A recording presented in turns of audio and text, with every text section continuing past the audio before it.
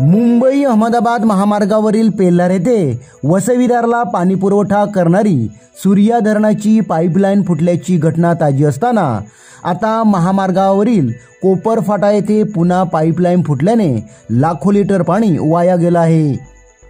महामार्गावरील कोपरफाटा येथे शनिवारी संध्याकाळी 4च्या सुमारास ही पाईपलाईन फुटली आहे।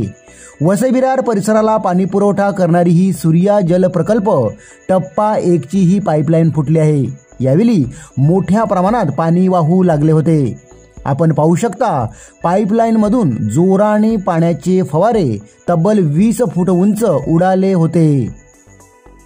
पाईपलाईन फुटल्याने वसईविरार महापालिका क्षेत्रात पाणी वितरण कमी दाबाने सुरू आहे।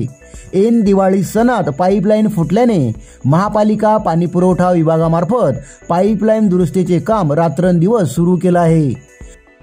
महापालिका क्षेत्रात पाणी वितरणमध्ये कोणतीही कमतरता राहू नये, पाणी टंचाई होऊ नये यासाठी सूर्या टप्पा 2च्या पाईपलाईन मधून अतिरिक्त पाणी वाढवून घेतलं आहे। तसेच MMRDAच्या योजना आहेत त्यातूनही आम्ही पाणी पुरवठा करीत आहोत।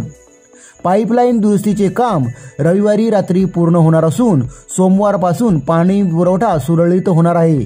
त्यामुळे दिवाळी सणात पाणी वितरण सेवेवर कोणताही परिणाम दिसणार नाही असे वसईविरार महानगरपालिकेचे पाणी विभागाचे कार्यकारी अभियंता सुरेंद्र ठाकरे यांनी बोलताना सांगितले।